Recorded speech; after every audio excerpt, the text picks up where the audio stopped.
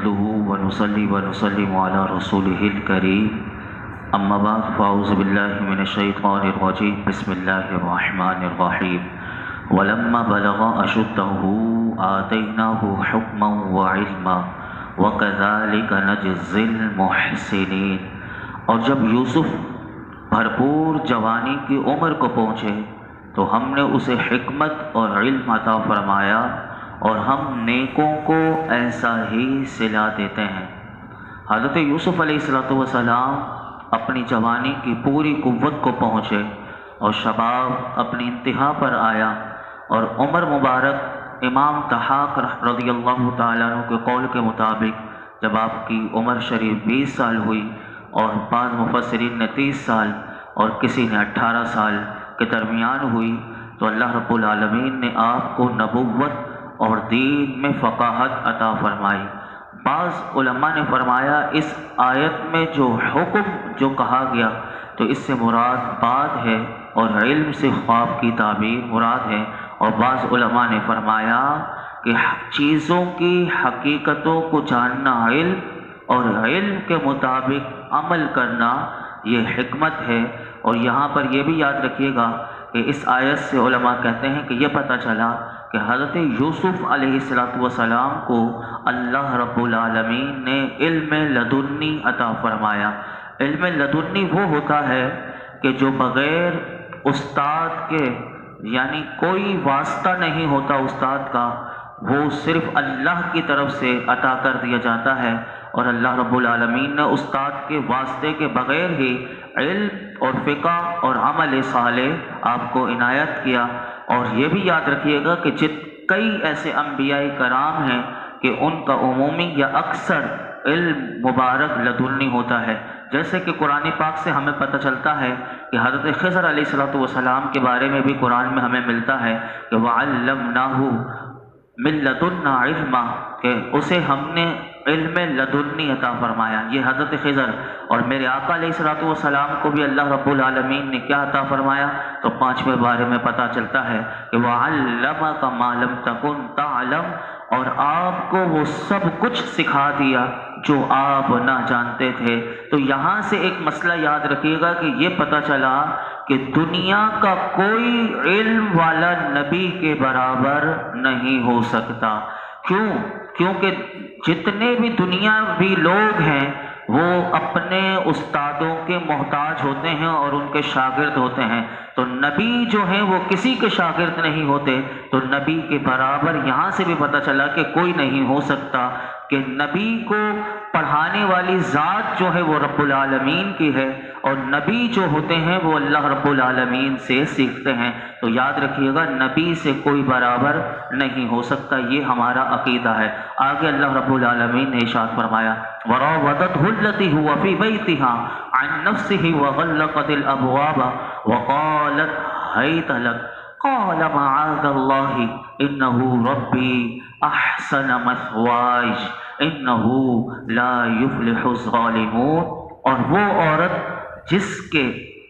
اور وہ جس عورت کے گھر میں تھے، اس نے انہیں ان کے نفس کے خلاف پسلانے کی کوشش کی اور سب دروازے بند کر دیے، اور کہنے لگی آؤ یہ تم سے ہی کہہ رہی ہوں۔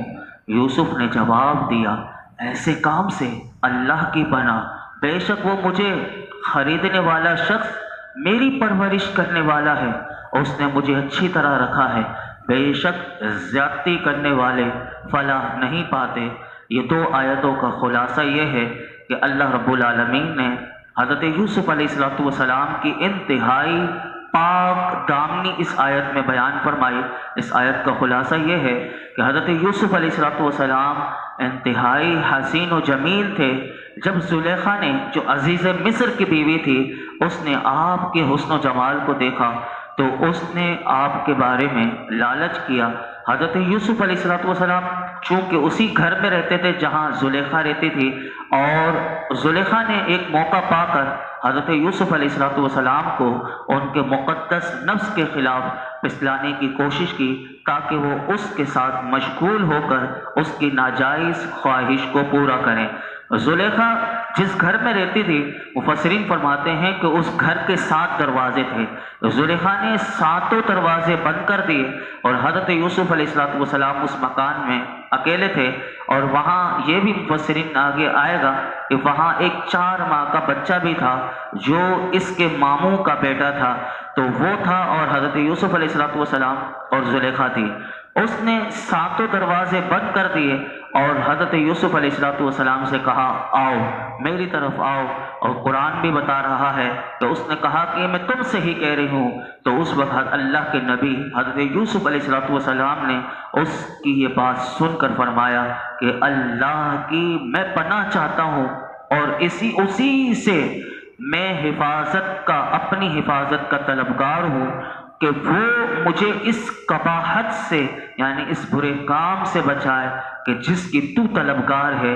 بے شک اب دیکھیے کہ کیسا احسان اب اس عورت کو یاد دلا رہے ہیں کہ میں تیری خواہش پوری نہیں کر سکتا. باپ نے کیا کہا آگے فرمایا کہ بے شک جو تیرا شوہر عزیز مصر ہے وہ میری پرورش کرنے والا ہے، کیونکہ وہ تو کنویں سے اٹھا کر لے کر آیا تھا اور خریدا تھا اس نے مجھے، اور میری پرورش کرنے والا ہے، مجھے رہنے کے لیے اچھی جگہ دی تھی.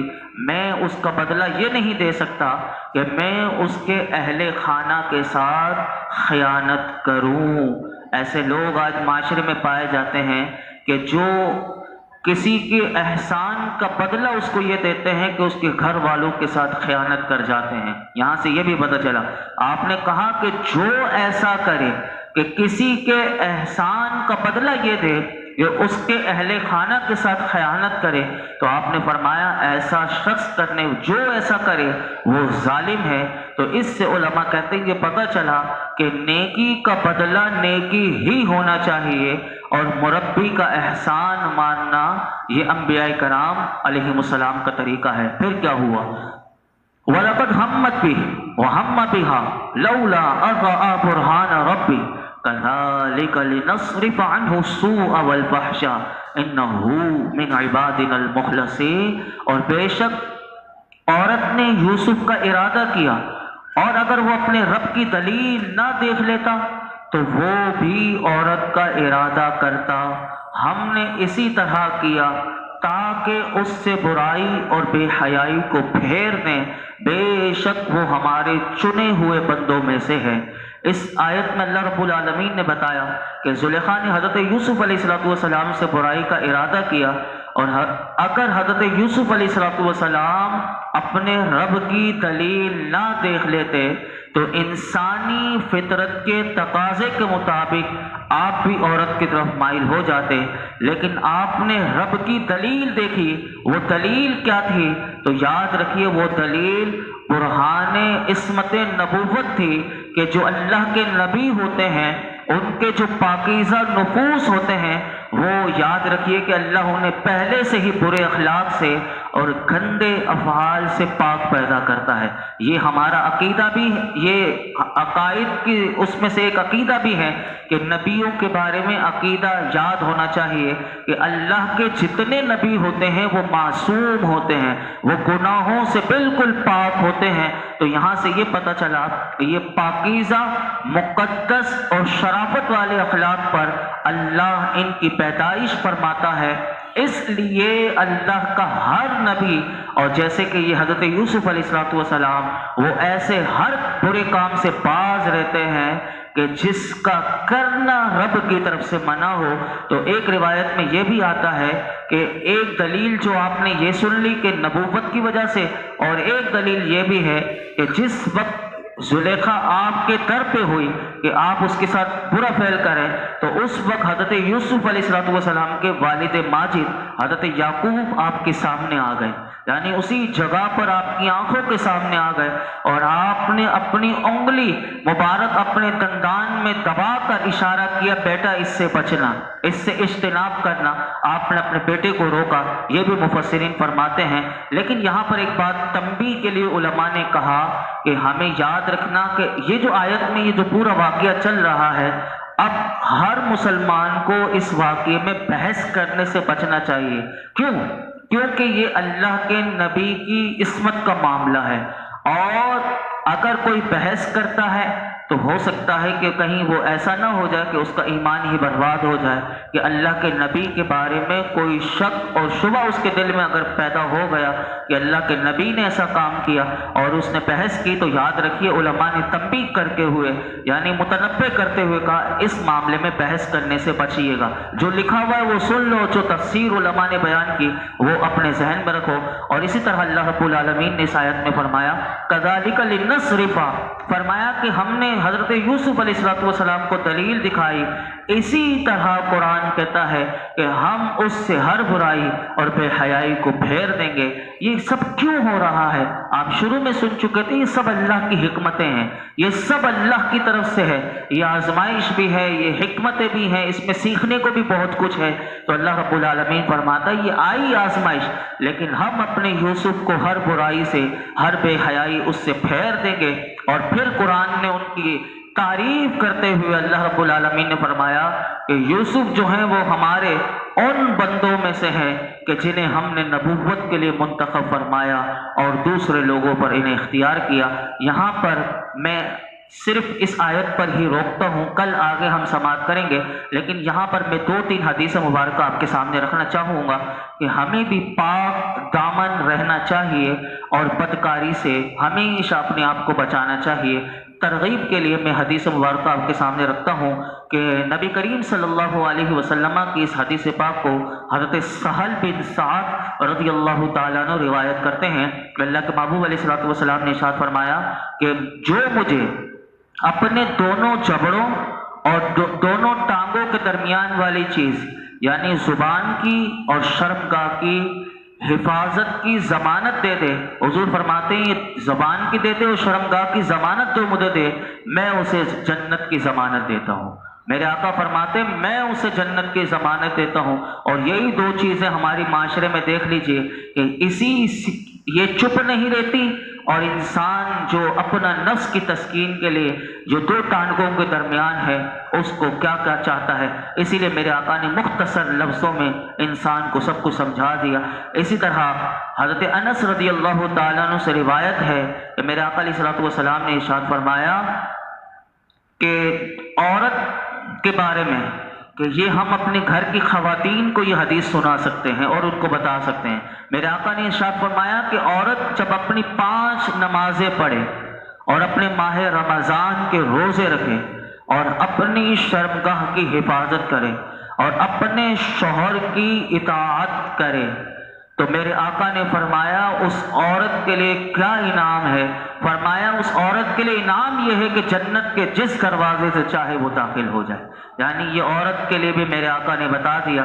آپ کے سامنے میں بتاتا ہوں کہ ایک حدیث پاک میں عیون الحکایات میں یہ آتا ہے، آپ اس کو سنیے تو ہم دیکھیے کہ کیسے ایسے لوگ بھی ہوا کرتے تھے کہ جو اپنے آپ کو بدکاری سے بچانے والے پہلے زمانے میں کیسے لوگ ہوا کرتے تھے، سنیے تاکہ ہمارا ایمان تازہ ہو جائے۔ حضرت ابو عبداللہ بلخی رحمۃ اللہ علیہ فرماتے ہیں کہ بنی اسرائیل میں ایک نوجوان تھا کہ جس سے زیادہ حسین و جمال یعنی کوئی نوجوان کبھی دیکھا نہ گیا۔ وہ نوجوان کرتا کیا تھا؟ فرمایا وہ ٹوکریاں بیچا کرتا تھا۔ ایک دن یوں ہوا کہ وہ ٹوکریاں اپنی لے کر رزق حلال کمایا کرتا تھا، تو اسے بیچنے کے لیے گھوم رہا تھا تو بنی اسرائیل کے ایک بادشاہ کے محل سے ایک عورت نکلی۔ جب اس نے اس نوجوان کو دیکھا تو جلدی سے واپس لوٹ گئی اور بادشاہ کی جو بیٹی تھی اس سے آ کر کہنے لگی کہ میں نے گھر سے باہر ایک نوجوان کو دیکھا ہے کہ جو ٹوکریاں بیچتے ہوئے دیکھا کہ وہ نوجوان اتنا خوبصورت ہے کہ میں نے اس سے زیادہ حسین و جمیل کوئی نوجوان کبھی نہیں دیکھا۔ یہ سن کر اس بادشاہ کی بیٹی نے اس سے کہا کہ اسے میرے پاس لے کر آ جاؤ۔ وہ عورت اس کے پاس گئی اور کہا کہ اے نوجوان تو اندر آ جا، ہم نے تجھ سے ٹوکریاں خریدنی ہے اور خریداری کرنی ہے۔ نوجوان کیونکہ وہ ٹوکریاں بیچا کرتا تھا، اب وہ سوچ بھی نہیں سکتا تھا کہ مجھے کیوں اندر بلایا گیا، تو وہ اندر گیا۔ تو جیسے ہی وہ گھر کے محل میں داخل ہوا تو عورت نے اس کے پیچھے سے دروازہ بند کر دیا۔ پھر اس سے کہا کہ داخل ہو جاؤ۔ وہ داخل ہوا تو اس کے پیچھے دوسرا دروازہ بند کیا۔ پھر وہ عورت نوجوان کو، وہ عورت جو تھی جس نے شہزادی کو بتایا تھا، تو اس ٹوکری بیچنے والے نوجوان کو اس شہزادی کے سامنے لے کے گئی جس نے اپنے چہرے سے نقاب اٹھایا، اور وہ عورت جس طرح آج بھی الامان والحفیظ کہ اس عورت نے جب اپنے چہرے سے نقاب بھی ہٹا دیا اور سینے سے بھی وہ اوریاں تھی یعنی برہنہ تھی آگے سے، تو جب اس نے شہزادی سے کہا، اس نے فوراً وہ کیونکہ اللہ یہ دیکھی یہ ہوتی ہے حیا، اس نے فوراً اس عورت کو ٹوکا کہ تو اپنے چہرے کو ڈھانپ لے اور اپنے سینے کو چھپا لے۔ تو اس شہزادی نے کہا اور یہ بھی کہا کہ تجھے اللہ معاف فرمائے اگر تو نے یہ کام جو کر لیا میرے سامنے، تو پہلے تو اپنا چہرہ چھپا اور اپنے سینے کو چھپا۔ تو اس لڑکی نے، شہزادی نے کہا کہ ہم نے تمہیں نصیحت کرنے کے لیے یہاں پر نہیں بلایا، محض اپنے مقصد کے لیے تجھے بلایا ہے، اور وہ مقصد آپ سمجھ سکتے ہیں کہ اپنی شہوت کی تسکین ہے۔ نوجوان نے اس سے کہا کہ تو اس معاملے میں اللہ سے ڈر۔ شہزادی نے کہا کہ میری مراد پوری کرنے میں اگر تو نے میری بات نہ مانی تو میں بادشاہ کو بتا دوں گی کہ تم میرے پاس میرے نفس پر غالب آنے کے لیے آئے ہو۔ اور نوجوان نے پھر انکار کیا، بادشاہ کو بھی خاطر میں نہ لایا اور اسے نصیحت کی۔ جب اس نے نصیحت ماننے سے انکار کیا تو نوجوان نے کہا کہ میرے لیے وضو کا انتظام کرو۔ اب اس نے، شہزادی نے کہا تو مجھے دھوکہ دینا چاہتا ہے؟ اے خادمہ، اس کے لیے محل کی چھت پر وضو کے برتن رکھ دو تاکہ یہ کہیں سے بھاگ نہ سکے، فرار نہ ہو سکے۔ محل کی، ابو عبداللہ بلخی رحمۃ اللہ علیہ کہتے ہیں کہ محل کی جو چھت تھی وہ تقریباً 40 گز اونچی تھی۔ آپ اندازہ لگا لیں 40 گز کتنا زیادہ ہوگا، کہ 40 گز وہ اونچی تھی۔ جب وہ نوجوان چھت پر پہنچ گیا تو اس نے اللہ کی بارگاہ میں، آسمان کھلا ہوا ہے، اور دعا کی، اے اللہ مجھے تیری نافرمانی کی طرف بلایا جا رہا ہے۔ اب دیکھیے کیسے اللہ، جب انسان پھنس جائے تو اللہ سے دعا کرتے ہوئے کیسے اللہ کی نافرمانی سے بندہ ڈرے۔ یہ نہیں کہ اپنا منہ کالا کروا لے، انسان کیا کرے، اس میں یہ پیغام ہے کہ اس نے فوراً اللہ کی بارگاہ میں دعا کیا کہ مولا مجھے تیری نافرمانی کی طرف بلایا جا رہا ہے اور میں اپنے نفس سے صبر کرنے کو اختیار کر رہا ہوں، مجھے یہ منظور ہے کہ میرے مولا میں اپنے آپ کو اس محل کی چھت سے گرا دوں اور گناہ نہ کروں۔ پھر اس نے بسم اللہ پڑھی اور خود کو محل کی چھت سے نیچے گرا دیا۔ کوئی اس کو خودکشی نہ سمجھے، کوئی یہ سمجھے کہ یہ گویا کہ خودکشی کی دعوت مل گئی، یہ نہیں۔ اس نے اپنے آپ کو، صرف یہ اللہ کا خوف تھا کہ میں کیسے اپنے آپ کو اپنے رب کے خوف کی وجہ سے، اپنے گناہ سے اپنے رب کو ناراض نہ کروں۔ پھر کیا ہوا، اللہ رب العالمین نے ایک فرشتہ بھیجا جس نے اس کے دونوں بازوؤں کو فوراً پکڑ لیا اور پاؤں کے بل زمین پر کھڑا کر دیا۔ جب وہ نوجوان زمین پر اتر آیا تو اس نے عرض کی، اللہ اگر تو چاہے تو مجھے ایسا رزق دے سکتا ہے کہ جو مجھے یہ ٹوکریاں بیچنے سے بھی بے نیاز کر دے۔ جب اس نے یہ دعا کی تو اللہ رب العالمین نے اس کی طرف ایک بوری بھیجی۔ اب یہ دیکھیے اس کی آزمائش شروع ہو گئی۔ ایک بوری بھیجی اور جو سونے سے بھری ہوئی تھی، اور اس نے اس بوری سے سونا بھرنا شروع کر دیا، یہاں تک کہ اس نے اپنا پورا کپڑا جو تھا، قمیض اس نے بھر لی۔ پھر اس نے اللہ کی بارگاہ میں دوبارہ عرض کی، اے اللہ اگر یہ اسی رزق کا حصہ ہے کہ جو تو نے مجھے دنیا میں دینا ہے تو پھر تو مجھے اس میں برکت دے، اور اگر یہ میرے اس اجر و ثواب سے کچھ کم کر دے جو تیرے پاس آخرت میں ہے تو مجھے اس سونے کی کوئی حاجت نہیں۔ جب اس نوجوان نے یہ کہا تو اسے ایک آواز سنائی دی کہ جو سونا ہم نے تجھے دیا ہے یہ اس اجر کا 25واں حصہ ہے، یعنی جو تجھے ہم آخرت میں دیں گے اس میں سے 25واں حصہ تیرا کم کر دیا گیا، جو تو نے خود کو محل سے گرانے پر صبر کرنے کی وجہ سے ملا ہے۔ اس نوجوان نے کہا، اے میرے پروردگار مجھے ایسے مال کی بھی حاجت نہیں کہ جو آخرت میں میرے ثواب کو کم کرنے کا باعث بن جائے جو تیرے پاس آخرت میں ہے۔ جب اس نوجوان نے یہ کہا تو وہ سونا بھی اس سے اٹھا لیا گیا، تو اسے آخرت میں جو کچھ چاہیے تھا وہ آخرت میں چاہیے، جو دنیا میں ملنا ہے وہ مل کر رہے گا۔ تو یہ پتہ چلا کہ بندہ صبر کرے لیکن گناہ کی طرف نہ جائے۔ ہم بھی اللہ کی بارگاہ میں دعا کرتے ہیں کہ ہمیں ہر قسم کے گناہ سے اللہ بچنے کی توفیق عطا فرمائے، اور جو ماضی میں ہم سے نافرمانیاں اور جو اللہ کی وہ گناہ ہم سے سرزد ہو گئے، خلوت میں ہوئے یا جلوت میں ہوئے، اللہ ہر قسم کے گناہ ہمارے معاف فرما دے۔